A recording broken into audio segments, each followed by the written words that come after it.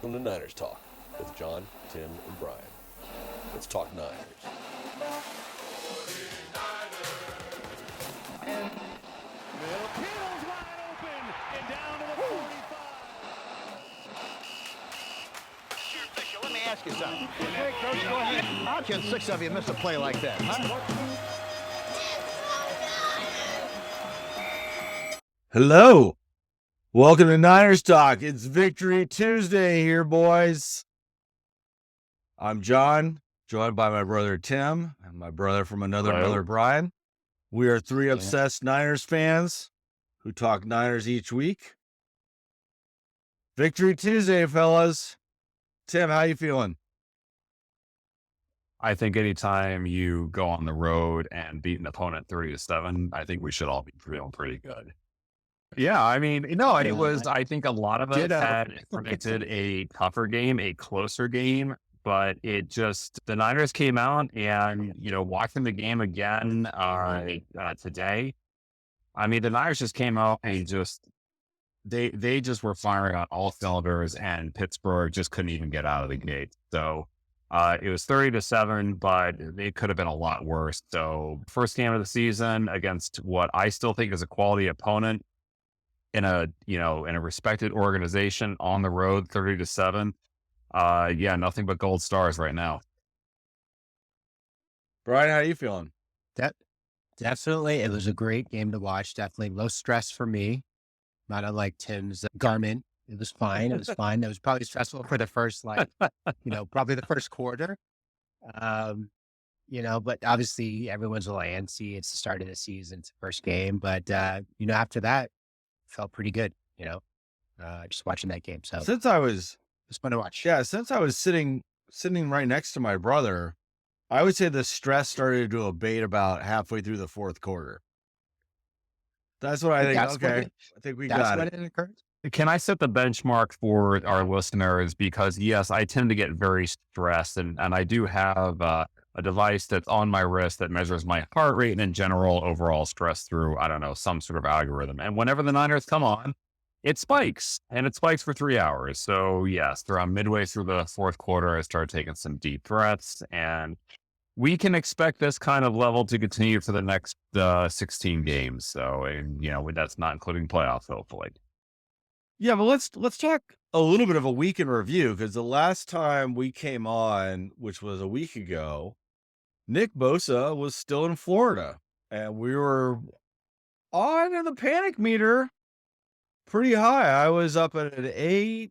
I think Tim was at a 9.3. Brian was in the 8s. Mm-hmm. So, Brian, where were you when Nick Bosa got signed?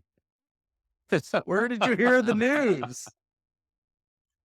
I want to say I was working from home, and then as usual, Tim was my breaking news update.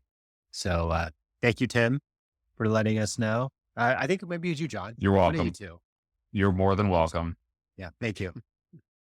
You should come up with like your own jingle, like the ESPN jingle for you guys. I don't know. Don't. Tim, where were you? I was sitting at my desk at work, and because I was checking Twitter or whatever, X, or the site formerly known as Twitter, whatever Elon's calling it these days, obsessively. And I just happened to refresh it where I saw across the newswire, I think it was from either ESPN or the AP. It was a 2-minute, it was 2 minutes ago, as Nick Bosa agrees. I immediately grabbed my phone and my AirPods, race into a conference room and call you. Mm-hmm. I mean, it felt like on par, like, hey, my wife is in labor kind of moment. I apologize to my wife right now in advance for even comparing the two situations. But yeah, I was at work, and all of a sudden the Thursday just became so much more stress free. Wasn't it awesome? I mean, the colors outside were better. The birds were chirping. Food tasted better. It was like a little victory cocktail. I mean, it just made everything better. Skies were blue. Yeah. And then that night, Detroit goes out and beats Kansas City. So yeah, it was a good day all around. But let's get It's all into part of the plan. yes, it's all written into the script. Well, that's the best ad campaign ever. Like, what if we write Patrick Mahomes off? Hey, um, but let's talk about the game. This is our obviously week 1. We got 16 more of these to go. But I watched the game with my brother, and it was for me, it was a pretty dominant Niners performance. They looked crisp. They looked the defense looked real. Like, oh, I don't want to go against there. I thought they controlled it right out of the gates. And that hit Fred Warner put on Najee Harris, which I think was like the 3rd play of the game. Pittsburgh never had their rhythm back after that. It was like, what? I don't even know. Like, we're in a street fight now, and I forgot to bring brass knuckles. So I thought it was just a really good. And the last 4 years, it's been one of the best opening day victories we've had in quite a while. Brian, thoughts? Yeah, I was, my stress level was probably just a little bit high during that first drive. And, but I think after, gosh, I'm trying to remember, was that was that the 4th down throw when they had to Kittle? It was like a 4th and short. Yeah. When Yeah. I felt like, okay, 4th and 1. things are looking really good. And I was surprised that they were going for it on 4th down, but they probably felt really amped up, and they, Shannon let them do it. And I think that really fired up the team once they picked up that first down. And I think just from that play, I think the offense just sort of clicked right after that. And yeah, it was a fun day. It's a good game to watch. Tim? Yeah, I mean, Pittsburgh surprised me by their opening drive. They threw 3 straight times. And actually, the play you were referring to, John, was on their 2nd possession. But, it's 3rd down. Pickens gets pressured by Armstead up the middle. He's pushed out to the left where Drake Jackson makes the first sack of 2023. And the Niners immediately get the ball and they start driving. They have a 4th down, and I wasn't surprised that Shanahan went for it. I think, he's like, I've got all these weapons. I'm going to use them. It was a great play to Kittle. He came in motion away from TJ Watt out to the left side. Purdy got the ball out quick. And from there, Niners just marched right down. And, before the Steelers, I think, could even blink, it's 7-0 on a beautiful pass to Ayuk, where the Steelers cornerback Peterson did slip. But the Niners just set the tone early. And as John, as you mentioned, we were watching, a lot of people had been thinking the Steelers were going to make a statement in this game. I thought it was going to be a close game. But as you said to me very clearly, everybody has a plan until they get punched in the mouth. And I think the 49ers just punched Steelers right in the mouth in the first quarter. Yeah, no, I agree. But let's go over. We had some keys to victory that we thought, being the football pundits that we are, keys to victory. And let's see if the Niners hit them or if they weren't really anything the Niners needed to do. And we're just a bunch of idiots trying to sound like we know what we're doing. Well, their first key, which was one of mine, was they signed Nick Bosa. Mission accomplished. But they also did, which this is going to be really interesting come the rest of the year. They restructured a lot of contracts and they opened up a lot of cap space. So now you have some big questions for the rest of the year. Are they going to use it? What is the trade deadline? Is it like sometime in October, November? Are they going to trade for somebody? Are they going to push it into next year so they can sign someone like Ayuk? That was really interesting with the Nick Bosa signing, opening up all of the salary cap. Now they're the most salary cap in the league. I just got to say kudos to Jed. Thanks for opening the pocketbook and spending about $100 million in a week. But I thought that was definitely one of the keys to victory because everybody felt like it was, ready to go. So yeah, the salary cap now is a big advantage for the Niners, but I think it's a little bit outside the keys to victory. Do you guys have any thoughts on the salary cap? They've obviously created room for, cap space in 2023. I've not looked at it close enough to see what 2024 is going to look like.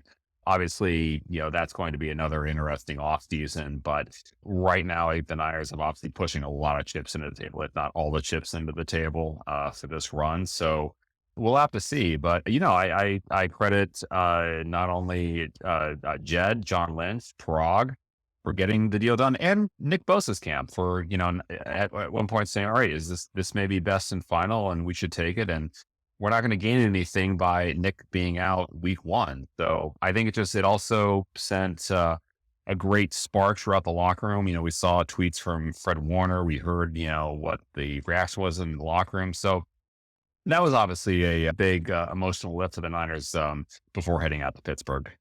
Yeah. Brian? Yeah, I just like Tim, I'd be interested to see how this affects like the cap space in years going forward. I'm not an expert on it in any way, and I'm not familiar with all the terms, but how that affects it. But I'd love to see how that kind of would come into play. I did see, and I did text you, John and Tim, kind of the night before that I wasn't sure how this was going to affect the salary cap. And I was shocked, just like everyone else, that of all the changes they were able to do to restructure a lot of those contracts. I think to turn some of the, they turned a lot of the guaranteed salary money into like signing bonus money. And I guess that helps in a way. So, but yeah, I was very happy to see that. And just like Tim also said, yeah, it did create a spark with a lot of the guys in the locker room. Like I remember something like Fred Warner just going nuts. And so yeah, it was great to see. And I'm sure it showed on Sunday. So when they were out there. Yeah. Yeah. So let's get back to the keys to victory. So Tim, I thought we were going to see a lot of Steelers running the ball. We didn't in the beginning, and I don't think they ran. No, certainly. I mean, as I said, their first opening drive was 3 passes. Their second possession, as you said, John, Fred Warner just comes in and absolutely just blows up Harris. So, with that, they go 3 and out again. What you saw in this game was the 49ers on their first 3 possessions, touchdown, field goal, touchdown. They go up 17-0. The Steelers, I think, had a total of 2 offensive yards at that point. So you're down 17-0. At this point, you have to start thinking about getting back into the game. So the Niners, I think, by the second quarter, had taken the Steelers out of their game plan. And the Steelers now are going to have to lean on a lot more of their quarterback, who I don't think they were planning on doing. I think they felt that their defense was going to keep it closer. They would be able to take some chances throwing the ball, but they were going to lean more on their ground game. And that just, the 49ers being able to score that quickly, combined with the Steelers just not being able to do anything, plus having 1 turnover in the first half on the Javarius Ward interception, that forced the Steelers out of their game plan early. And it just, at that point, you have to start throwing the ball. You have to start opening it up. And that played right into the Niners' hands. Yep. And the key is always in any game, honestly, is turnovers. We saw that in last night's game with Buffalo and New York. Obviously, Buffalo had a real chance to win the game after Aaron Rodgers goes down, but they turned over the ball 4 times. Niners, in this case, had plus turnovers. They had Javarius Ward's interception, Huff's interception. We lost 1, but still plus in turnovers. But that gets us to the offense. So, Brian, your thoughts initially on the offense? It did look really good. I think they were pretty fluid. CMC out there, and even Kittle and Debo. I think they all look pretty fluid and kind of everything they were doing. So I think I was just impressed with a lot of the cuts, just everything they were doing. It looked good. It looked nice and smooth. Tim, any thoughts that you have on the offense? I mean, it was the CMC show. And, early on, and what I saw quite a bit was the CMC was obviously, was going to the left quite a bit. And why wouldn't you go to the left when you've got 2 blockers like Banks and Trent Williams out there? TJ Watt, we knew was going to be a problem. And I know we're going to get to that in just a little bit, but we saw quite a bit of an extra tight end. Sometimes it was Kittle, sometimes it was Warner, making sure that they could seal him off either on pass protection or on run plays when they did go over to the right side. But then, of course, there was Brandon Ayuk, who had an awesome game. I think he played like it was a contract year, which obviously it is. But no, very efficient. You put up 20 points on the road in the first half. You're up 20-0. It was about a minute to go. That's exactly where you want to be as a football team. So yeah, very, very efficient. There was maybe some concern that, there would be a little bit of rust, a little bit of angst because of the injury. How would he be feeling? But we saw none of that. So that brings us to the last key to victory, which is kickers got to kick. And when we started out last Tuesday, we didn't know if we had a kicker. But Jake Moody came in. Yep. And looked like the kicker we thought he was going to look like. What did you guys think? I just think he had the shakes. He's a rookie. He's first time out there. He didn't really get to practice much at Levi's due to Taylor Swift. I just, he's just a rookie, and I think he just had to figure some things out. So I will chalk it up to that. Yeah, Tim? Yeah. Well, hey, he hit the extra points. We saw him miss one, I think, in the preseason. And he hit 3 field goals. So yeah, kudos to Jake. I think one of them was, I don't think Tomlin was trying to ice him, but there was one where I think the entire left side of the Steelers jumped off sides. But, he kept his composure. He came in and still made the kick. So kudos to Jake. I think our emotions on him have come down a bit. So good for Jake. Good for Jake. Jake. We love you. But how good was week 1 to have real football back? I have to say, once the Niners Steelers was done, got to have a little bit of red zone. I had it on in the car driving back. I wasn't watching it. I was listening to it. But that we got to take you at your word on that. Yeah, exactly. But that Miami Los Angeles game was crazy. Yeah. It was basketball on grass. And again, I don't know how the Chargers keep that coach around.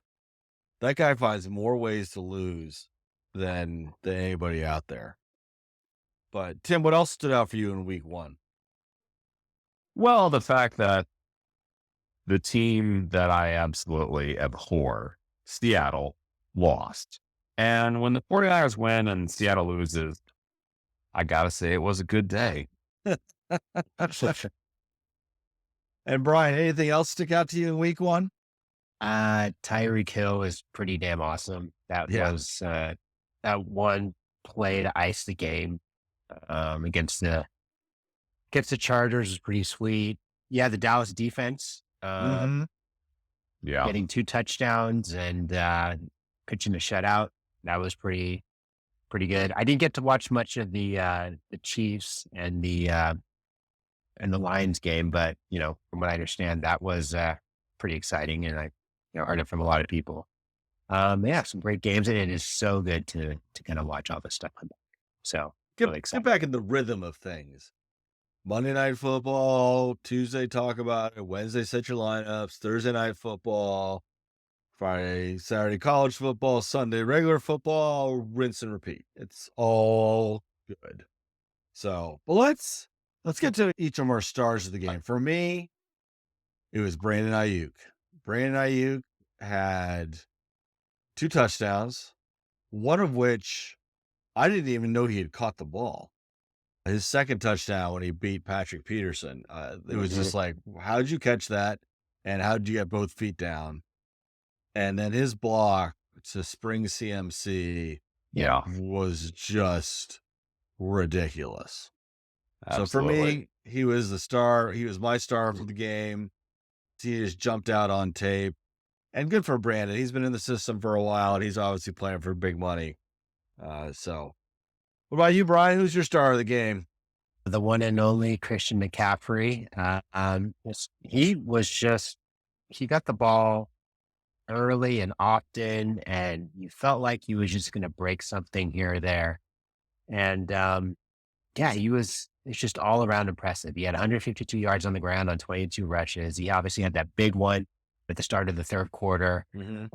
Yes, Ayuk did help him on that awesome block. So that was really great to see. CMC also had 3 catches for 17 yards. So that was pretty good. I saw that was that,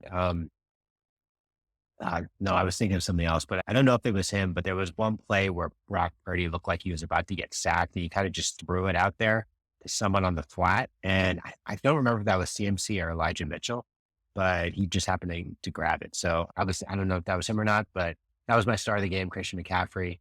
And that run of his in the third quarter was just awesome. Yeah. Tim, who do you got for a star of the game? Well, before I do that, I just wanted to add a couple things to both of your guys. I mean, Ayuk seriously, I mean, when I looked at some of the stats, Ayuk was targeted 8 times and made 8 catches. So that just shows what kind of day he had. And, going to back to the McCaffrey run in the early in the third quarter, Ayuk's block reminded me so much of what Kyle Juszczyk did in 2019 against the Steelers, where he literally just threw a guy off them after catching a pass. I mean, Ayuk, this was not a pancake. This was just, you sent the guy, he sent the defensive back just absolutely flying. So kudos to Ayuk. That's kind of wide receiver that Shanahan demands. So that's kind of a play he wants. And then for CMC, I mean, he had 22 attempts, but he was on the field for 59 snaps. So he was out there just about for the entire game, save for a few plays where Elijah came in. But that just shows, how much this guy, I think not only wants to be on the field, but how much the Niners, just believe in him, that, what a difference maker he is. So anyway, I wanted to add that to each of yours. Mine is going to be Drake Jackson, 3 sacks on the day. I don't know what do you call it if you stretch out both your arms? Is that your wingspan? Is that just, so your wings, I don't know what that guy's wingspan is, but I can tell you from just watching, it's impressive. That guy's got some long arms. His first sack of the day, he's able to just get a hold of Pickens. Again, Pickens was trying to scramble on his second sack, and Drake just came up from behind and was able to grab him again with those long arms. And just, he's the kind of player that the 49ers really wanted to take a step forward this season. He's done that in week 1, and hope he just continues that throughout the rest of the year, because that's going to be such a compliment to Bosa if he's able to continue this kind of performance. Absolutely. Anyone else? Well, our buddy Jake from State Farm, but we don't have to talk about them anymore. So but Jake does get a star of the game, though. Yeah, he definitely deserves it. Was also, and I'm glad you put this on here, John.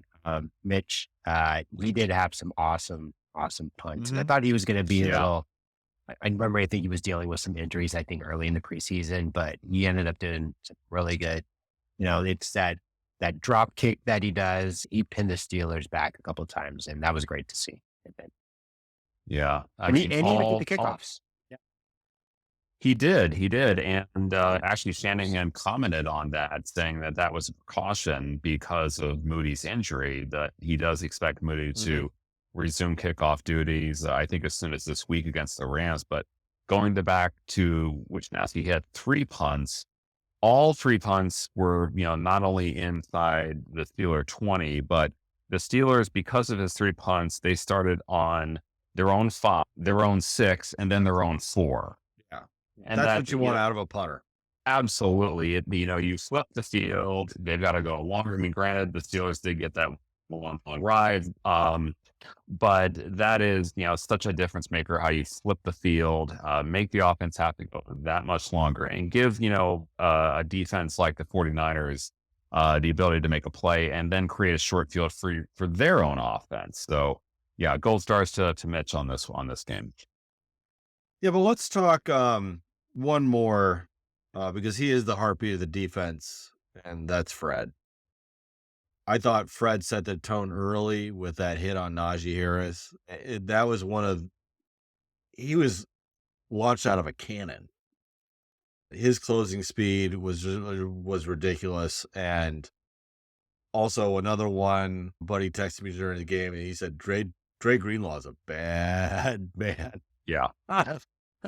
So those two are definitely bringing the thunder. Yeah, and I was looking at the tackles chart. I didn't Mhm. realize Lenore had 10 tackles. Yeah. Yeah, that's pretty impressive. He had more than Fred. So that was something that shocked me or surprised me, I should say, when I was looking at the stat sheet. So I was gonna say, I mean, Fred had a whale of a game. Almost has a pick six. yeah, I think all of us, and more so even Fred, was shocked that he didn't come down there. But second half, I don't know why. I still don't know why Pickens threw this ball. It seemed like he was throwing right at Fred Warner, but Fred tips the ball. Usaga makes the interception. So, Fred was, as John said, was all over the field. And yeah, Dre Greenlaw, he was hitting some guys. On one play, I don't remember the running back who caught it. It seemed like I thought he was going to get nailed for a horse collar tackle, but it was just Yeah. Fred's arm just coming over and leveling him. Yeah. Actually, it was Dre's, I think. Oh, excuse me, for Dre. Correction. Well, anyway, it's not all sunshine lollipops. There are some places where the Niners, I think, can improve a bit. And let's start with always one of my favorites being an official, penalties. Tim, there are way too many Yes. dumb penalties, weren't there? Well, I love that you came out and said, because I'm an official, and officials, of course, are, Never never wrong. wrong, are they? Never wrong. Never. No. At least But not no, during a we game. know that, at least not during a game, but we know that, referees are humans. They do have families of their own. And we should, obviously remember that when we talk about the referees. Yeah, 11 penalties for the 49ers. Obviously a couple that, that stand out. 2 penalties on Lenore, the drive where the Steelers scored. Although I would say that the second penalty, which was illegal contact, I thought that one was borderline. But the first one, which was a late hit out of bounds, is something that the Niners need to be a bit clearer about. yeah. And then, Buford, I think Buford had a false start, a holding penalty, and I forget what the next one was. But yeah, those are areas that you don't want to see. And I think they were overlooked just because of how lopsided the game was getting. Yeah. Brian, anything else you saw where the Niners can improve a bit? Yeah, I guess the special teams coverage was one thing that I kind of was watching the game. I was like, oh no, I felt like whenever there was a punt return or kick return, and maybe I'm just exaggerating it because you've probably seen it like 2 or 3 times, but I felt like those returners were getting like at least 20 yards, each time, and that's obviously something I know that they're going to try to look to clean up this week. So I'd love to see that one kind of taken care of when we play the Rams next week. Yeah, because Tim brought up a great point. Wisnowski was pinning them deep. But those are all non-returnable balls. But if somebody got their hands on it, they were just taking off. I'm like, So yeah, I was a little concerned about that. Another one, which, my brother and I started looking at each other going, how much longer is this dude going to be in? Was Niners had the game pretty well in control, but CMC was out there still running between the tackles. I'm like, I wouldn't mind seeing Jordan Mason or Elijah or some other guys out there, handling the rock. So I was concerned. I saw today online, Barrows was like in the press box, he and Kawakami are looking at each other going, again? CMC's still out there? But from what I've been reading, the big reason around that is because of that Detroit game. Because they pulled everybody, and then Detroit came pouring back. So it's like, keep your foot on the gas.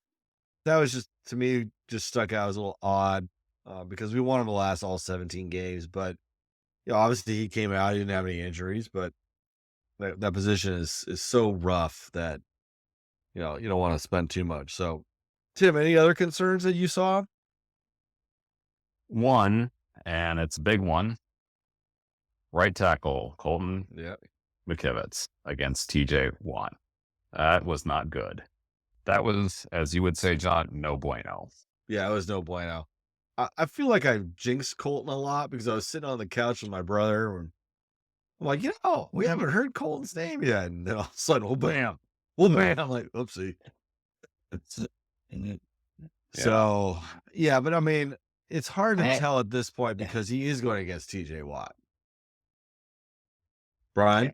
Yeah, he's going to get targeted. You know that. He's going to, in every game coming up, he's going to be that target. So, he could have Aaron Donald lining up over there. I'm not sure, but like every game now going forward, everyone's watching this tape. And I tell you right now, Micah Parsons will be on that side. Yeah. Cowboys. Very much so. But yeah, that's just, I think I want to see Colton take another step forward. It's not like we have another guy that we can just bring in, but I'd like to see him take another step forward and, do better. But yeah, I saw also, McGlinchey, gave him a pretty big one to Max Crosby. So I don't know.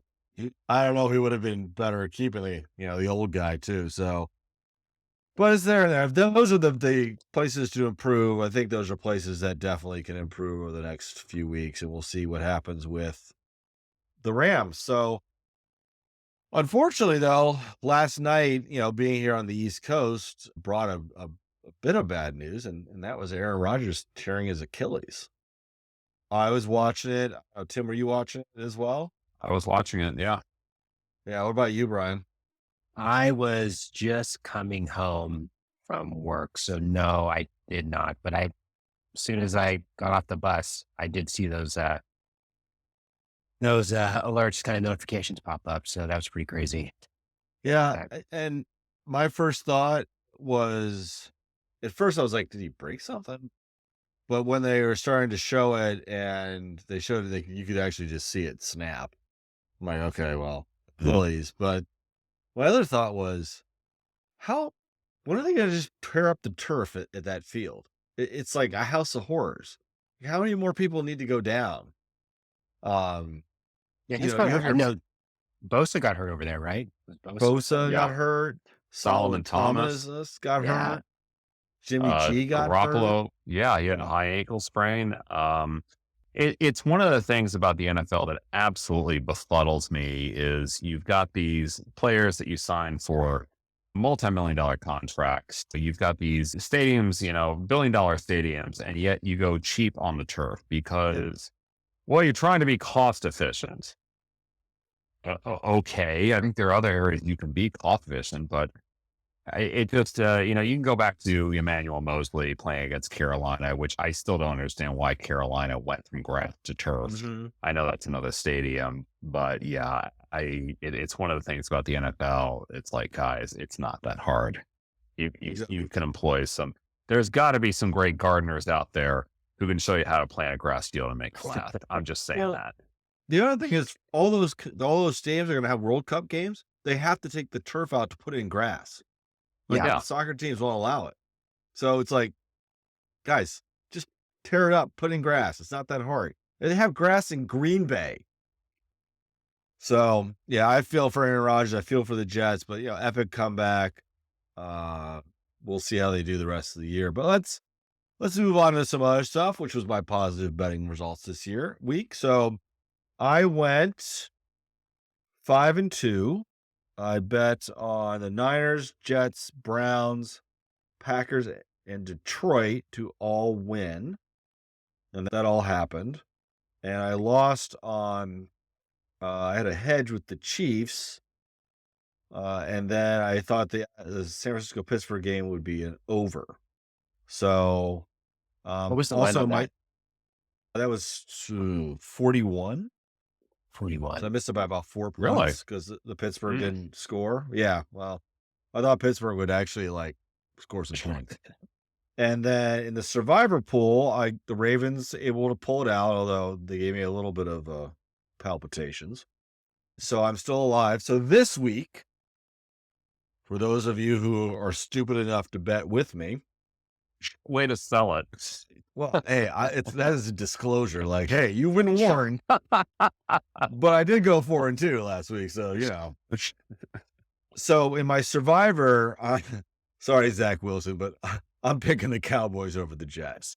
I don't think Zach Good one. Wilson is going to have a snowball's chance in hell, because he was really running for his life last night against Buffalo, and I think the Dallas D is at home is just going to tee off on him. And then for normal bets, the Giants and Cardinals, I'm going to bet the under because both offenses are horrible.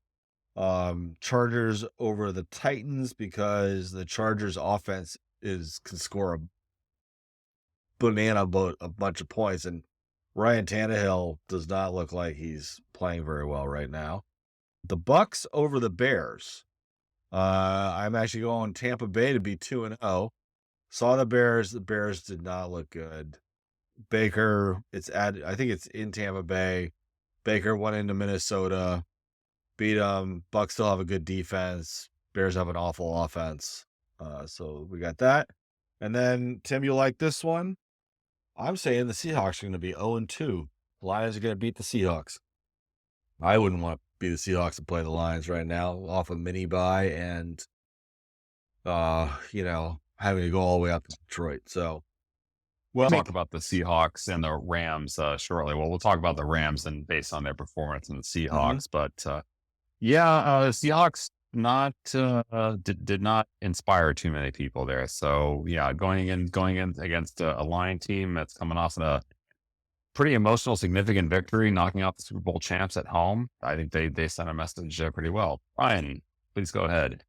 When you're making these bets, John, are you playing the money line or are you playing on points? I play mostly the points. So when so I'll say Chargers to cover against the Titans, Bucks to cover against the Bears, Lions to cover against Seahawks. What are those early? Do you know what those early lines are? Chargers over time. I guess I don't know off the top of my head. The one that I am looking also that will be interesting is the Dolphins are favored by 2.5 over the Pats. And again, the Dolphins offense looked awesome, but the Pats defense was no joke against the Eagles, who have a very good offense as well. So I don't know about that one. If I don't really know, then I'm like, well, you want to just chase money. So, but yeah, I think that's what I'm going to be looking at this week, and we'll see how we do. So Giants at Cardinals, John, that's 39.5 right now. Yeah, I don't know if either team can score 10 points. So Chargers +3 over the Titans. Yeah, that one I'm feeling pretty good about, because even though it's in Tennessee, the Chargers that was just crazy. How there was just points going all over the place. The only thing about the Chargers is their coach is an idiot. Here, let's go for it. It's 4th and 5 on your 10. Let's go for it. We got it. What do you guys think about this line? Seahawks, you were talking about this one, John. Seahawks -6. At the Lions. I think the Lions are gonna beat them, and I think they're gonna beat them pretty bad. Yeah. Geno did not look right, and if DK Metcalf is pushing people around, delivering cheap shots, that team looks a little in disarray. Yeah. So anyway, we're off of John's bets and we're on to Niners trivia time with Brian. So Brian, what do you got for us this week? Okay, so we are playing the LA Rams, the heated rivals, the Niners for many, many decades. This first trivia question is, where was this team founded originally? City and state. And bonus points if you can tell me the year of when they were founded. I'm going to go with the St. Louis Rams, but Tim's going to know this probably. Well, no, it was Cleveland, Ohio. Just FYI. When they were founded, your point being. So Cleveland, I don't know when they were actually founded. I know that the Browns, the original Browns, who were in the AAFC along with the 49ers, were founded in 1946. So I'm going to go 1942. John? I 1978. No, my answer's Okay. wrong. I have no idea. Okay. Next question. As the Niners and the Rams have played each other since the 50s, the record between the Niners is 77 and 68, and I think 3. That includes the playoffs. At one time, the Rams had a 22 game winning streak against the Niners, or 22 games up, I should say, in terms of the win losses. The Niners had a win streak of their own against the Rams in the 90s. How many games did the Niners win in a row? I'll take a shot in the dark and say 17. Let's see, can I? Yes. John, you may have to pause the podcast because I have to do some math in my head. Or we could just, you guys can just chat amongst yourselves while I do some math, because I have to run through the game starting in 1990, going up to 1999. So let's see, 91. I'm gonna go. The Niners won 17 games in a row from 1990, November of 1990 to November of 1999. Okay. All right. 17. I was waiting right. for John to start humming Jeopardy theme music. I was pretty close. Okay, you could get your guitar and try to do it on that. I could. Next. Let's move on. Yes. Brian. The Rams have 8 players who have their numbers retired. 8. Name 5 of those 8. You don't have to tell me the numbers. You can tell me the names. Name 5 of those 8. I'm going to go Jackie Slater. I'm pretty sure that's one. And Marshall Falk. Deacon Jones. I will also go with Merlin Olsen. Crazy Legs Hirsch. I'll say Eric Dickerson. I was going to say Dickerson too. I don't think they ever Anyone retired else? Kurt Warner's number, or maybe Isaac. I'm going to go Kurt Warner and Isaac Bruce. Okay. Tim, any more? I was kind of thinking somebody around like Leroy Irvin, but I don't think that's it. No, I think we'll stop with that. Okay. All right. Moving on. Last question here. When the Rams moved back to St. Louis in 1995, where did they play their games? Waydome. Bush Memorial Stadium, because the TWA Dome wasn't ready yet. Why do you guys have to laugh at me when I give you the answers? Is it really like, what do I do with it? I thought I was right on that one, but I wasn't. All right. All right. Let's move on. Let's give the Niners a collective pat on the back. Victory Tuesday is now over. We're moving on to the Rams on Sunday. Tim, what do you think it's going to take for the Niners to go 2-0 against our southerly neighbors? Well, we were talking about the betting earlier, and the Niners have already been established early as 8-point favorites on the Rams. So, obviously, Vegas believes that the Niners are the stronger team. Granted, it's a divisional rival. These teams know each other very well for obvious reasons, playing each other twice a year. So it's not going to be anything different. I mean, the Niners, what I did find was, what I didn't realize, the last time the Rams beat the 49ers in a regular season game was in 2018, and that was Shanahan's second year, and Nick Mullins was at the helm. I think that was also the same year the Rams went to the Super Bowl. But other than the NFC Championship, where the Rams bested the 49ers, or I would say outlasted the 49ers, it's been all San Francisco, though. I think it's going to be the usual. I think, obviously, you got to get pressure on Stafford. Got to make sure he gets hit a number of times, get a couple sacks. He's not a very mobile quarterback, so there's not that element to worry about. But he's definitely a step up from what the Niners face in Pittsburgh. So it is, but it's Sean McVay, it's Matt Stafford, it's Aaron Donald. These three guys have won a Super Bowl, and they won a Super Bowl for a reason. So we'll expect some wrinkles. I know this is supposed to be a rebuilding year in LA, coming off of a pretty tough 22 campaign, but obviously McVay knows his record against San Francisco. A huge boost in this team, and they looked impressive against Seattle. They came into, a notoriously tough stadium. Granted, they were down at the half, but they were down at the half on mistakes that they were making. They were shooting themselves in the foot. And I think in the second half that the Rams had something like 2 yards of offense. They had absolutely nothing going on, where the Rams were just marching up and down. The Seahawks only had about 2 yards of offense in the second half. So, and the Rams put up I think over about 436 yards against the Seahawks defense. So they're both 1-0. The Niners should win on paper, but these are the kinds of games that the 49ers, should win, ought to win. And they just need to go out there and take care of business. Yeah. Brian? Yeah, I think keeping up the pressure on Matt Stafford, as Tim was alluding to, is going to be huge. Obviously, with Bosa back and no major injuries from last week, they should be able to dial up the pressure just as much. I think I saw PFF 28 pressures on Pickett. So, that's just keep that up. And I think that'll disrupt the whole offense that day. Also, just in terms of the players, I mean, yeah, they do have Aaron Donald, but they do have some weapons in terms of, their receivers. I know Cooper Kupp's not playing right now, but Tyler Higbee is always a good option at tight end. You see his name pop up all the time. Cam Akers at running back, always tough to bring down.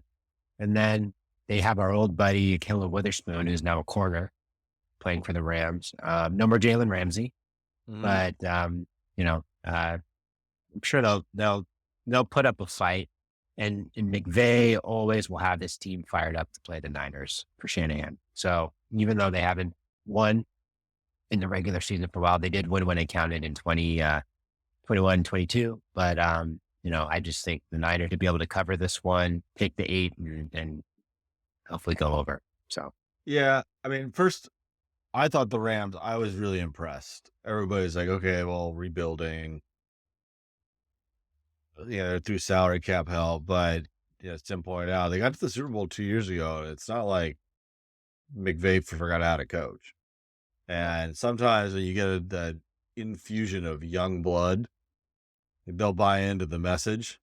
And they still have veteran presence with Stafford and Aaron Donald. The biggest thing I think for me in the game is twofold. One is you have to get Stafford on the ground, and you have to get him out of his rhythm, because if he does what he did in Seattle, he just sits back there and picks you apart.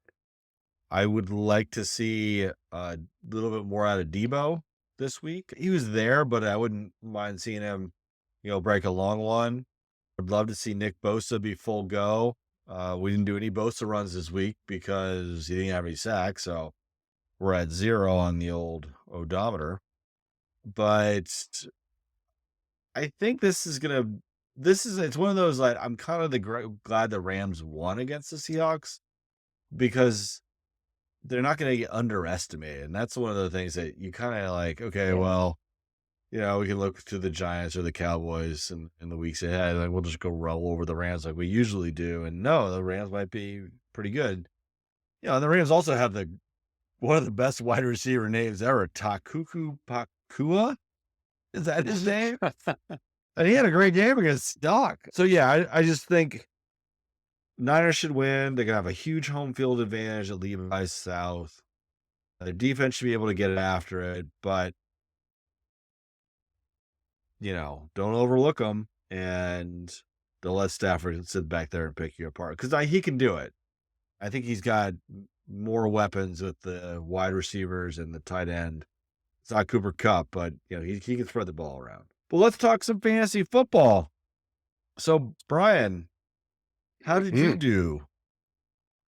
Well, in the league that we're in, I did win my game against my buddy Doug. He surprisingly had Dallas defense, which is projected to have 7 points, but ended up having 37 points because of 2 touchdowns and pitching a shutout.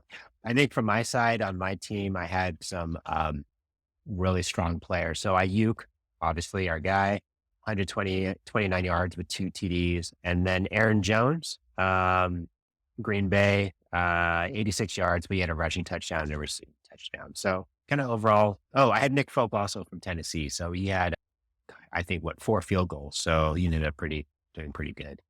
Yeah. How about your team, John? How'd that do? My team sucked.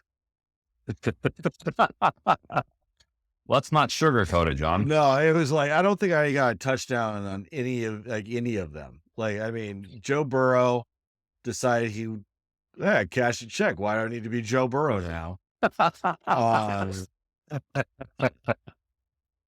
And it was like, I'm like, there's no way I'm winning this game. I got a few points here and there, but I don't think any of my players, I didn't even know this was statistically possible. I don't think any of my players scored a touchdown. You had Bryce Young, the rookie from Carolina. He had 1 passing touchdown. Yeah. But everyone else, none of your receivers, none of your backs, your other quarterback, obviously Joe Burrow, didn't do shit. This is how bad my team was. I picked up Zach How Wilson. bad were they? I picked up Zach Wilson. Wait. Zach Wilson's going to be an improvement.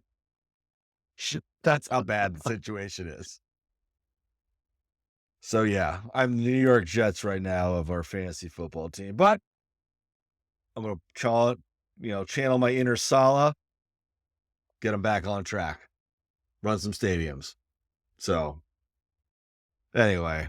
All right. Well, Brian, why don't you tell us how we did on our trivia results? Okay. All right.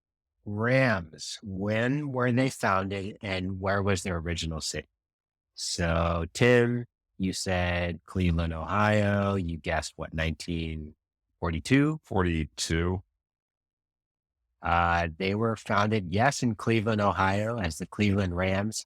They started in 1936. And then they ended up joining the NFL, I want to say here, what is that, in 46?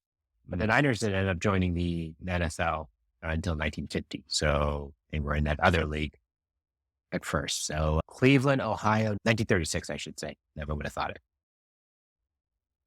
Nope. Okay. All right. Question number 2, the winning streak.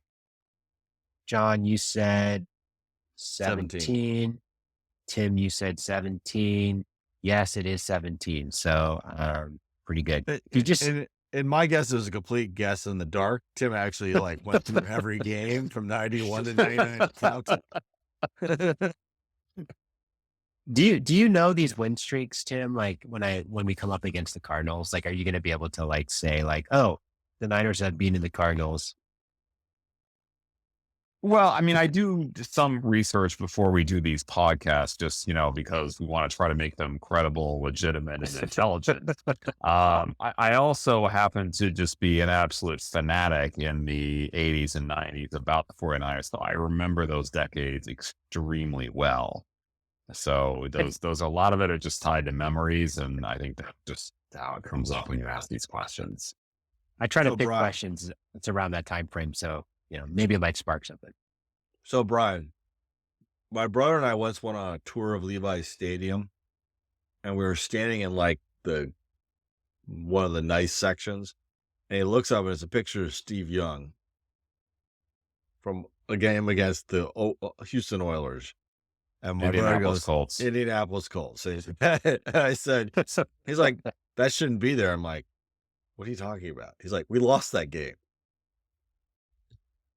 Not kidding. And then he sent me the picture from the game. See, I'm right. Okay. So, oh man. Okay, sure. Next. Point and laugh at me. No. It's you have a special phone. Please keep going, Brian. Okay, retired numbers of the Rams. There are 8. You guys said with a bunch of I people. think, yeah, why don't you say them out loud and I'll just read them No, off to you. Yeah, just read. Yeah, it let's off. read them off. Bob Waterfield. He was We that didn't get him. quarterback from 45 Yeah, to we 52. did not get him. Number 7. So that was number 7. Number 28, San Diego State product, Marshall Falk, That 99 to 05. And then Eric Dickerson, Okay, we got that. 29, Got that one. 83 through 87. I didn't know he was only on the team, like, was that 4 or 5 years? So, Yeah, but what a 4-year Yeah. run. Still holds a single season record. number 74, Merlin Olsen We was got on that there, one. 62 to 76, defensive tackle. Deacon Jones, I remember he was on the Brady Bunch back in the day. That's why 61 his to number's 70. retired. That's it. Okay, that's okay. I remember that episode too. Jackie Slater, 76 Yep. to 95. Man, he was on there for was it 20 years? Yeah, he was there for Oh, a yeah. know that. Long time. Well, 78. Okay, number 80, Isaac Bruce. Yep, got that one. Former Niner. I mean, former Raider. Yes.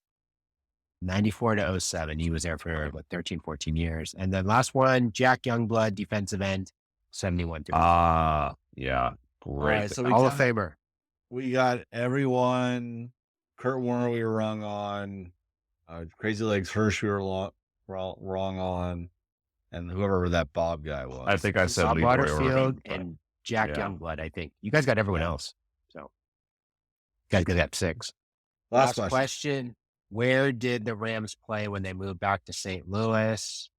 John, you said, The TWA Dome. and then, which they did. But Tim, you said first they played 1 year over at. Bush Memorial Stadium. You're right. I did not think you would be able to remember that one. But yes, they did play there for 1 year and then they moved to. So let's go to one of my favorite sections of the year before I wrap it up. So it's stuff we bought on Amazon this week. So I'll go first. We bought K-Tree Food from the Wild, natural hamster food, and KT Extreme Odor Control hamster bedding. So not only is our hamster fed well, but smells like a peach. So we got that going for us. So, Brian, did you buy anything on Amazon this week? No, but I bought something on eBay. So I bought a piece for my roof rack for my Highlander, my Toyota Highlander. Mhm. A piece fell off and I found it on eBay and I was able to buy a replacement piece pending to arrive. And that's the only thing I bought online. Okay. over the last Well, I few don't know days. if I Yep, want to drive behind you anytime soon. I know. I think it's the second or third piece you've bought for that thing. Yeah, it's just this plastic piece that just kind of popped off. I'm not sure why. Yeah, I'm rolling ahead of you on the highway. Tim, Appreciate it. anything on the old Amazon? Why, yes, there is. Oh, I bought a charging station for multiple Apple products, iPhones and iPads, because when the previous one has 5 plugs, but 4 of them don't work, you find that family members turn against one another to get the one good charging port to get their Apple product charged. And I felt it was driving a wedge between my wife and my daughter and myself. But the new one did arrive, so things are much better now. Good call. And I Everything's also charging. bought kosher salt. Yeah, everything's charged up, the devices and our emotions and love. Nice. Yes. All right. And for whatever reason, there seemed to have been a supply chain issue with kosher salt at the local supermarket. So we bought that. Nice. So on that note, final thoughts on the Niners. Where are you guys going to watch this week? What are we going to watch this week? No, where are you going to watch it? Well, I'll be as usual, probably in the man cave, pacing quite a bit. It'll be a 4:00 start for you and I, John. So Yeah. I'll get some exercise in before the game, and yeah, it'll just be. I'll be in my my little area that I need to be by myself. Stress out. Exactly. Yeah. Throw Brian, what pillows. about No, you? no, I never throw pillows. I didn't get to go to that brewery that I wanted to. The people I wanted to go to had bigger nights on Saturday night, so they decided. So I just stayed home last week to watch the game. So I'm probably going to go to that brewery that I talked about last week. So it's Adobe Brewery in Novato, California. So I'll be headed over there. Nice. Yep. Very cool. Yeah, I think I'll be watching it downstairs in my man cave. I think I might make myself something and then just, have a early dinner and watch the game and enjoy Red Zone, before probably just doing a little exercise on my bike and having it right next to me. So, but other than that, I think that wraps it up. Niners win against Pittsburgh. We're 1-0. We're moving ahead to Rams week. Let's go Niners. Thanks for listening to Niners Talk. Stay faithful.